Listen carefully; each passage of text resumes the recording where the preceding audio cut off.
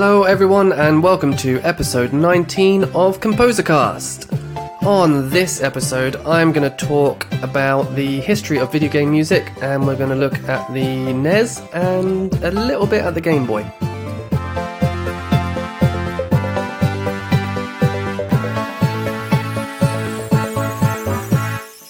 Before we do that, a quick couple of updates. It's been a bit over a month since I've released the last episode, and that's because I've moved house. And it's awesome. And that's why you might be able to hear it's a bit more echoey in here than usual. I've got my music room all set up. I've got an entire room for myself, which is lovely. And that was one of the main reasons for wanting to move house. But yeah, it is a bit echoey, so I just need to sort out, put some stuff on the walls. But it'll all be done then.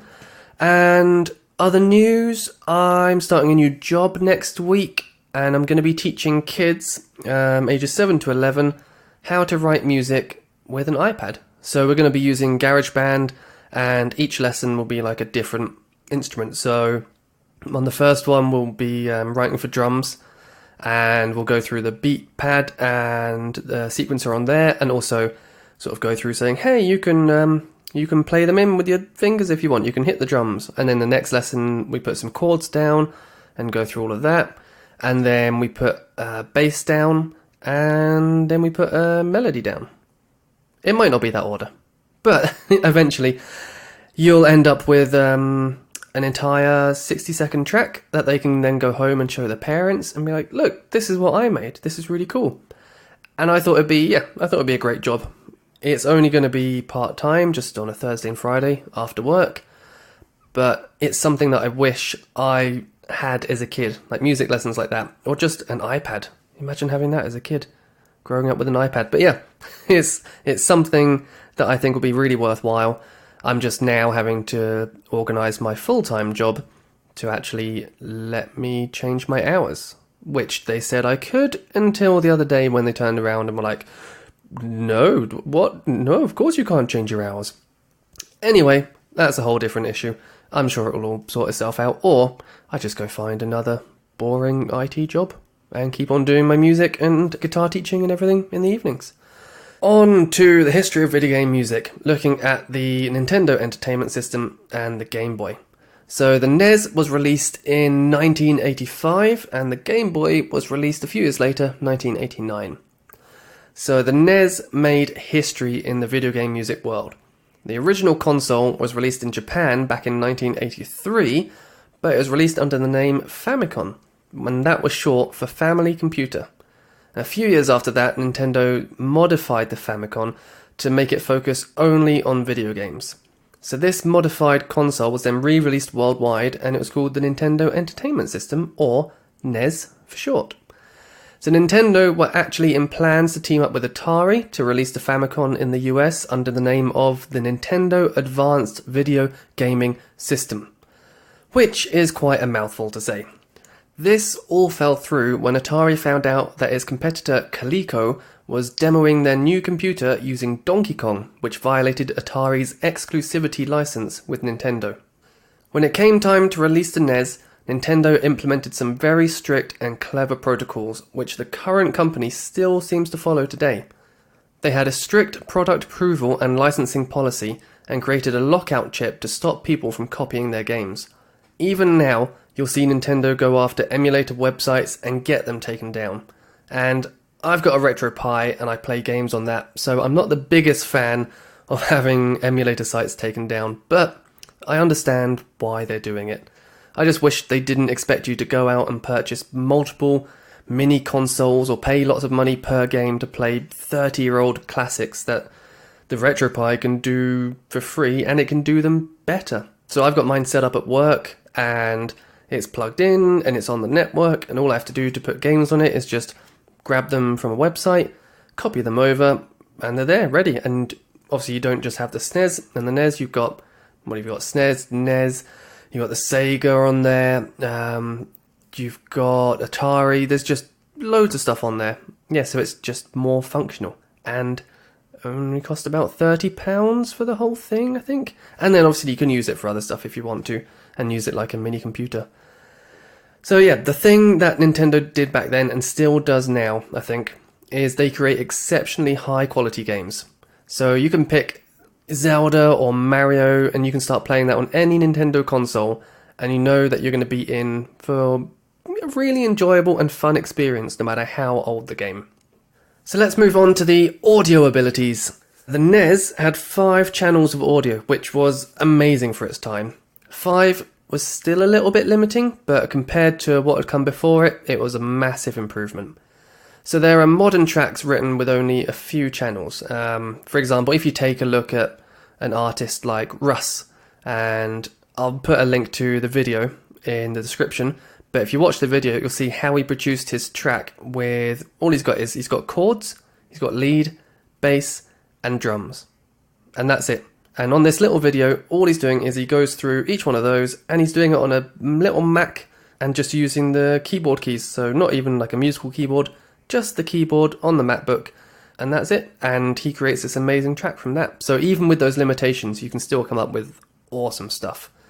So if we look at the Game Boy quickly, the Game Boy came out 4 years later in 1989, and it only had 4 audio channels. But it was basically the same thing, except you could carry it around with you, and you could play games on long car journeys, as long as you had enough batteries, and as long as you had enough light.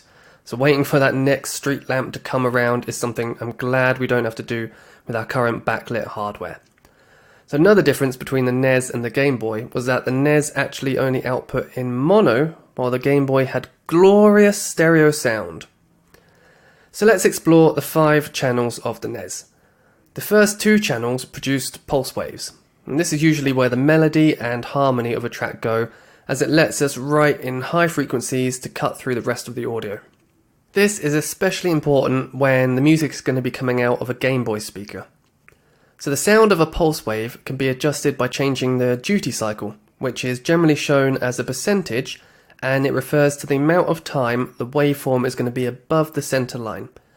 For example, a 50% duty cycle would have the upper and lower portions as equal width, which would give us a square wave.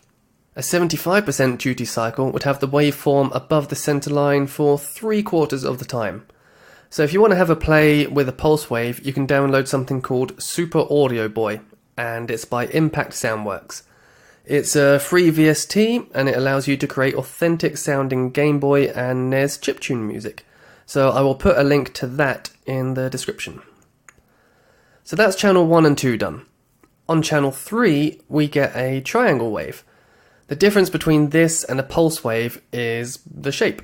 And a pulse wave has a flat top, as it's derived from a square wave, whereas the triangle wave is obviously in the shape of a triangle. So the triangle wave can only be on or off, so you're not able to play around with the volume of the track or anything like that.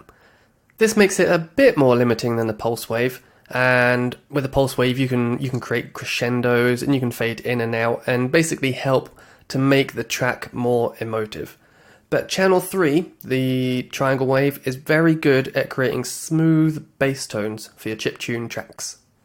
Channel number 4 is our noise channel. A noise channel is just different pitches of white noise. If you hold it down, it can be used for a number of sound effects such as something like wind or waves or anything of that nature.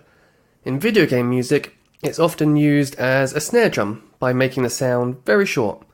And in Super Audio Boy, there's I think 2 sets of noise sounds, each with about 12 pitches, and the second set isn't used as much because it's a lot more tinny sounding, but it was prominent in the Quickman stage in Mega Man 2 for the NES.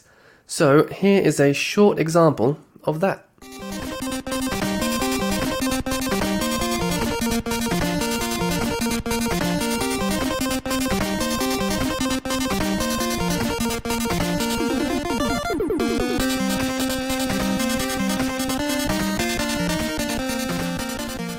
The 5th channel on the NES is the sample channel, and it's the only one that's missing from the Game Boy. You can use pretty much any sample you want, so you could record a live snare drum or a note on a bass guitar, and you can use that in the track you're writing.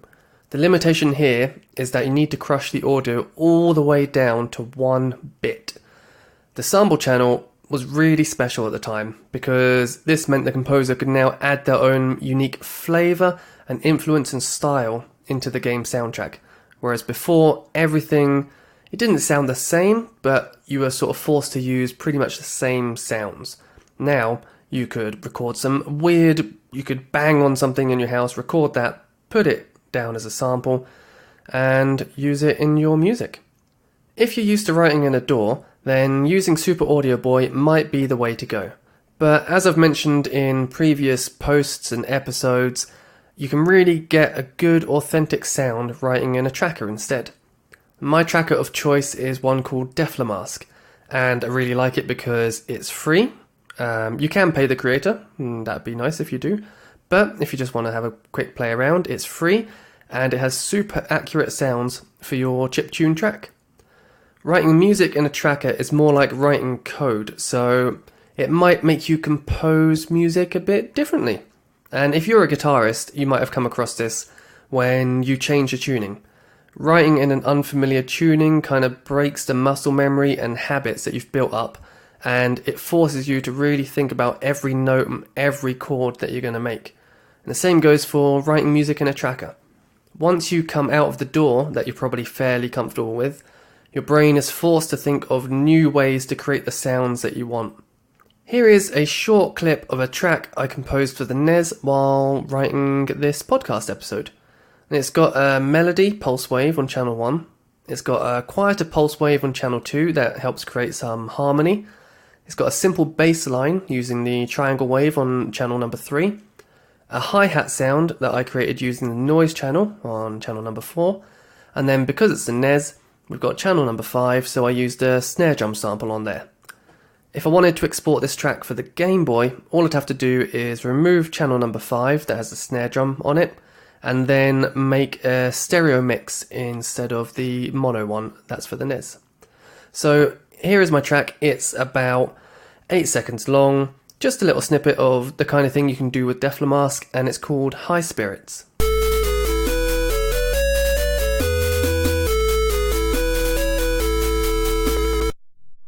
And there you go, that is episode 19 done. I hope you found it interesting. I certainly learned a bit while going and researching for this episode. I didn't know that the NES could only output in mono while the Game Boy did stereo, so that was cool. And as we progress with this series, we'll look at more and more modern consoles and making music for them until we end up in the modern day where we've got 7.1 surround and Dolby Atmos and all that kind of crazy stuff. And we'll have a look at some sample libraries and things as well. If you'd like to be a guest on the podcast, or if you know somebody who would, then get in touch with me on Twitter at willhelliwell1, that's the number 1. And yeah, we can talk about video games and music theory and how you compose music if you're a composer, or even if you're a game developer, what kind of thing you're looking for when you look for video game music. That would be cool. Because I want to create this podcast to help people that are in my situation, who are writing music, want to write music for games, and want to get their stuff out there and do it as a career. So yeah, get in touch. That's on Twitter at willhelliwell1. And I will leave you with this track that I finished writing today. And it's completely free for people to use. So if you head to my website, I've created a new little section called Free Tracks. So go to willhelliwell.com and scroll down till you see free tracks, and this one will be on there, and you can download it and use it for whatever you want. As long as you credit me or link back to the website, something like that, then use it in your projects, do whatever you want with it. Cool, so I will leave you with this, and thank you for listening.